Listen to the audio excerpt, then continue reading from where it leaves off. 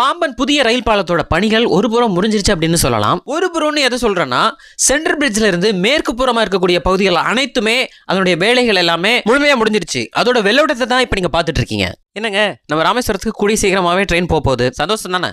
Central பிரிட்ஜோட வேலைகளும் மிக விரைவில் முடிய போகுது அப்படின்னு ரயில்வே துறை அறிவிச்சிருக்காங்க. இந்த வேலைகள்லாம் முழுமையடைஞ்சோன்னு ராமேஸ்வரத்துக்கு வரக்கூடிய ட்ரெயினுடைய எண்ணிக்கை ரொம்ப அதிகமாகும் அப்படின்னு சொல்றாங்க. இப்போ சராசரி பார்த்தா ஒரு 15 ட்ரெயின்கள் வருது அப்படின்னு சொல்றாங்க.